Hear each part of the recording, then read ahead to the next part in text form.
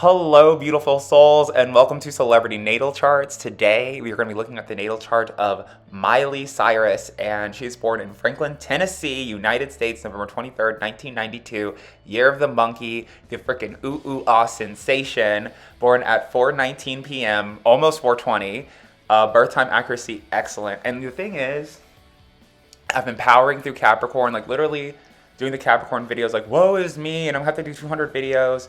And I was like, I'm not even gonna do Sagittarius. And I'm like, their energy takes over me. I swear to God. Like, uh, like they just like their energy. And I was like, oh, Miley Cyrus, Hannah Montana, like, Disney Channel, like whatever. And I just started I started to eat a bagel and look over her chart. And I just like started like swelling up with energy. And I was like, 1992, year of the monkey. She's fun, I was like, okay, like I would love to be her friend. Miley Ray Cyrus, born Destiny Hope Cyrus, November 23rd, 1992, is an American actress and singer. She is the daughter of country singer Billy Ray Cyrus and held minor roles in television series Doc and the film Big Fish in her childhood. In 2006, Miley Cyrus rose to prominence as a teen idol after being cast in the Disney Channel television series Hannah Montana, in which she portrayed a starring character, Miley Stewart. In 2013, she was recognized as Artist of the Year by MTV. She is the Artist of the Year. She's the Artist of the Century. I literally felt like a jolt of electricity, like when I was doing this, like when I just started looking over her chart. I was like, wow, like she's exciting. Which is Sagittarius, is like electricity and like fire. And the thing is, like her music, like everyone was making fun of like her last video and like how she was dancing and it looked dumb. And I was like, but that's Sagittarius. Like they're the jackass. Like, you know what I mean? And she's a party animal. And I've never met her before, and I'm literally just trying to pick up on her energy, and I love her. Oh my God. Like I was really like grinding my teeth. I'm like, oh, Miley Cyrus, like more Disney Channel Sagittariuses, but Sagittariuses are celebrities. Like they are famous, they're good. And, she's literally born 419, 420, like a minute less of 420. And she's a monkey and she has the rising Taurus. So, she's like a hometown hero and ooh, ooh, ah, sensation, born year of the monkey. So rising Taurus, so she looks country. She looks country as hell, and she probably has like a thicker accent that she lets on or whatever it is. And she gets a lot of her self-esteem from her daddy, so like from her father, who's Billy Ray Cyrus, who's a country singer. And Taurus, in this series so far, I've been like, oh, Libra's the liar, Libra's the sanger. They sang real good, and they have the beautiful voice, but Taurus is the beautiful singer, quintessential because they're ruled by the throat.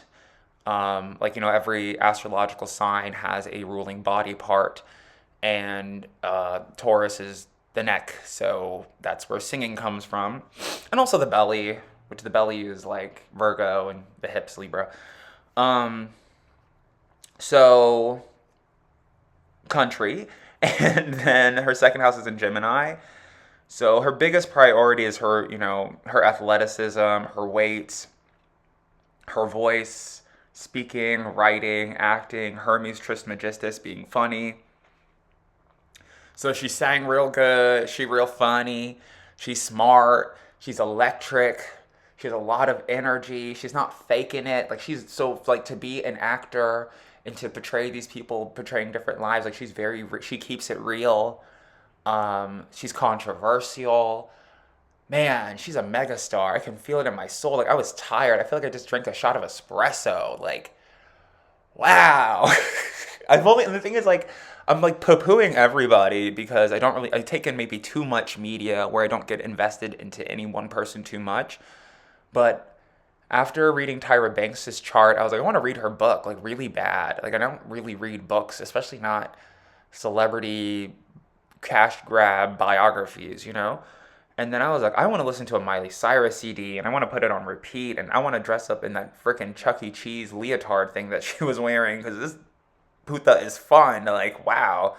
I know that cursing in Spanish doesn't make it any better, but I trying to be good to YouTube or something. But so, first house in Taurus, great connection to the father from the country. Second house in Gemini, sang real good, talk real good. Third house in Cancer. So we talk about the third house and the fourth house, talking about the relationship to the mother, relationship to the environment which you grew up in, which is like very nurturing. I think that especially being on the Disney Channel, and thank God she wasn't on Nickelodeon, was like there was a lot of people protecting her, probably her mother or her father, maybe her father even protected her like a mother effer, and a lot of people are like, don't hurt her, that's Billy Ray Cyrus's daughter.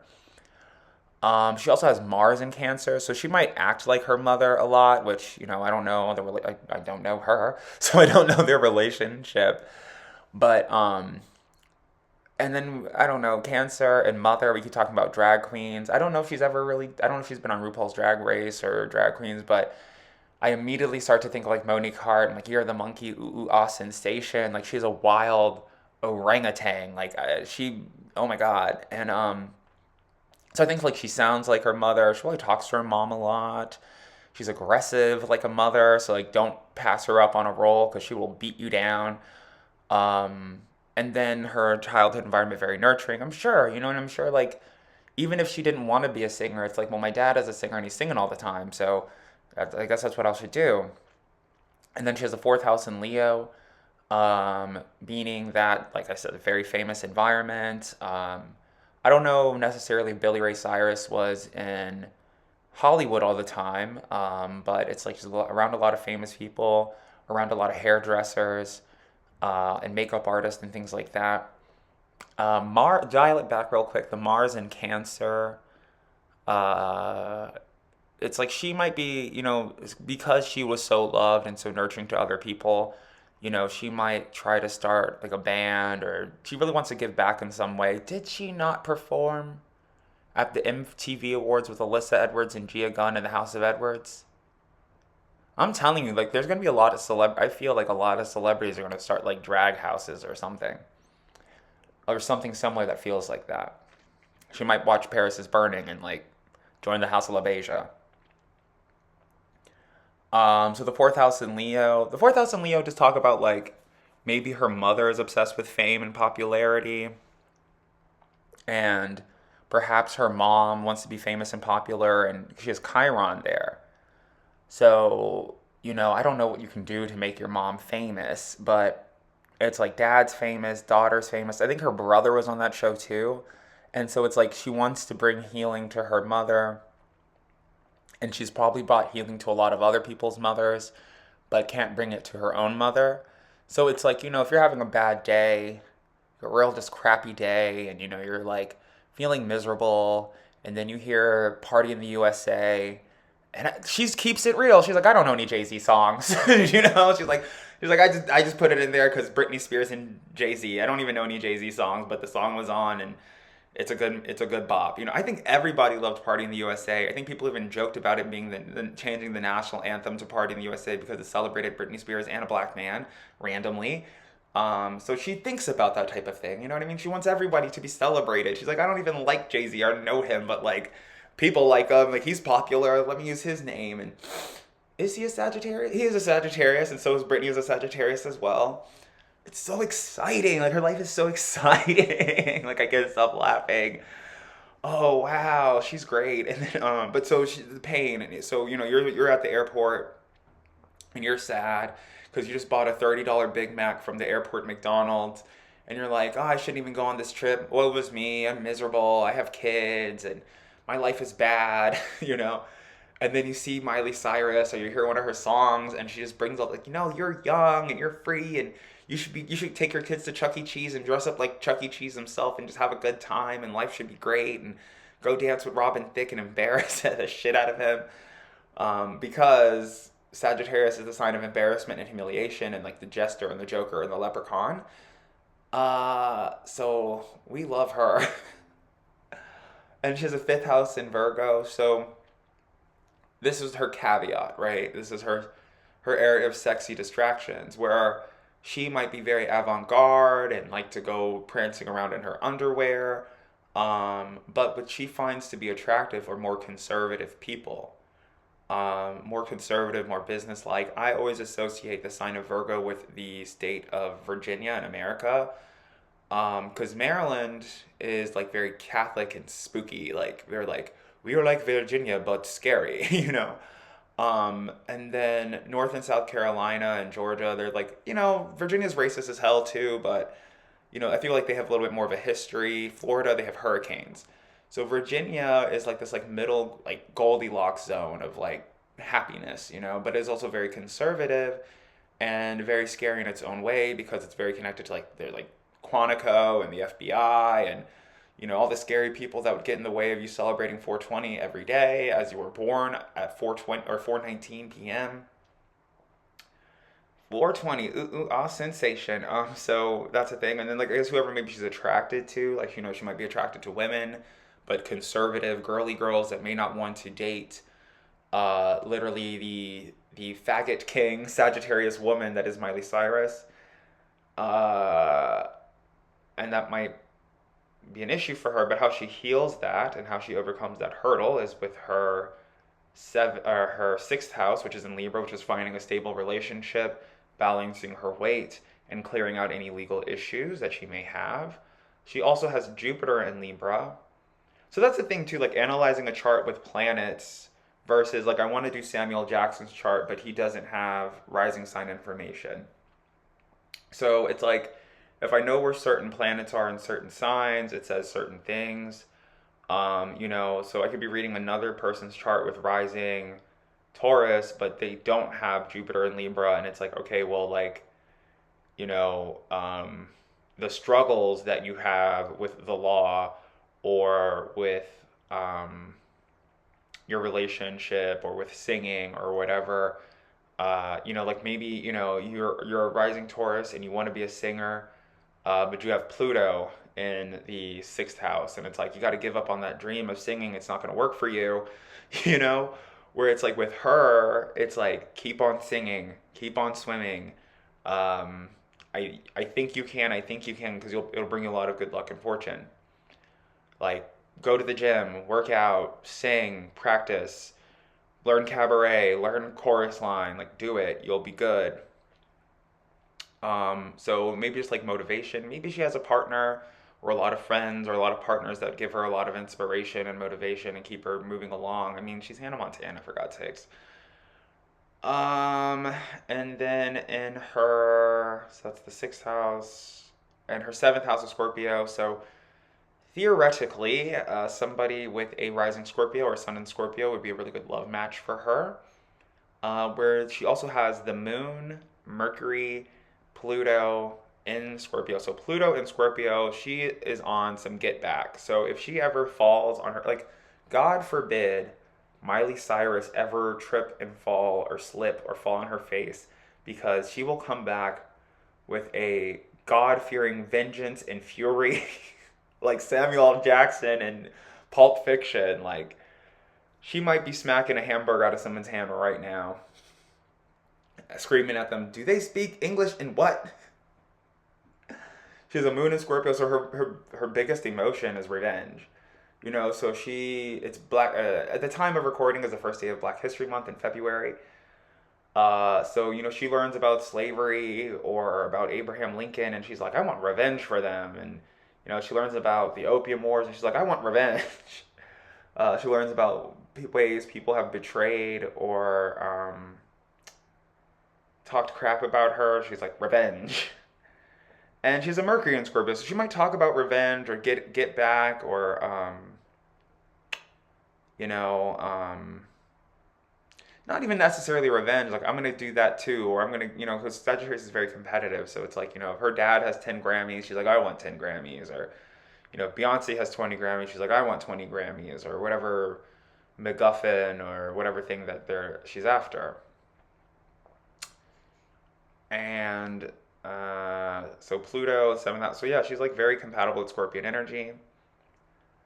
And then in her eighth house of Sagittarius, where she has her sun, she has her North Node. It is her destiny to be a megastar and to be famous as she has already been. The eighth house to me talks about like sex, death, taxes, wants, wishes, and desires, and connection to organized religion. So I don't know. Every person's chart I'm reading, I'm like, they're gonna turn over to the Lord one day, you know. And it's in her soul and it's in her purpose. She might start like, but what is gospel? You know what I mean? Like, maybe she's already making gospel music, because like it's like it doesn't necessarily have to be like over the top about Jesus all the time. It could just be about igniting the spirit and helping people get in connection with the Holy Ghost.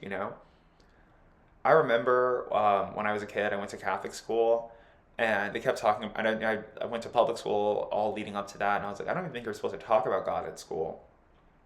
And they kept talking about, like, I knew about Jesus and I knew about God, but they kept talking about this Holy Ghost, and I was like, is this school haunted? Am I at Hogwarts? What is happening? What is a Holy Ghost?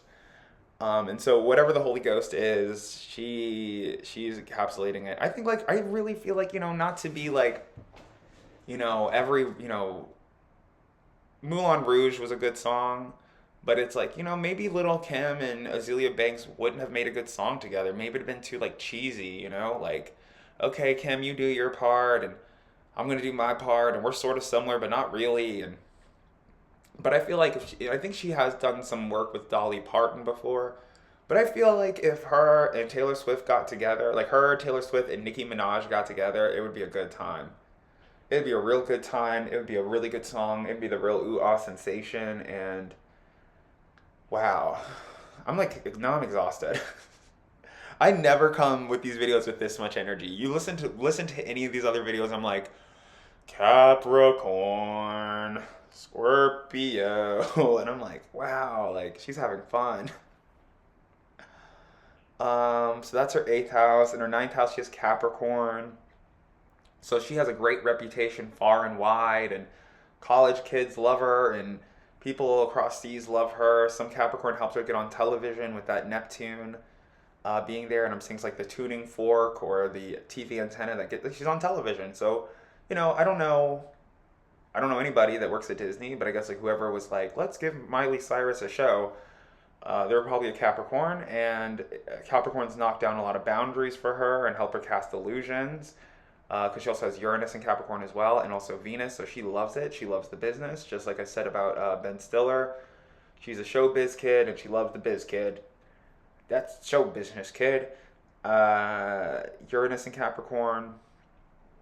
So she's a freak, you know what I mean? Like she's different, she's avant-garde, but still somewhat, I guess, like conservative. It's not like she's like, you know, shaving her head full of spikes and piercing her face. So like she's like she keeps it cool, she keeps it real, she keeps it calm, she keeps it pretty.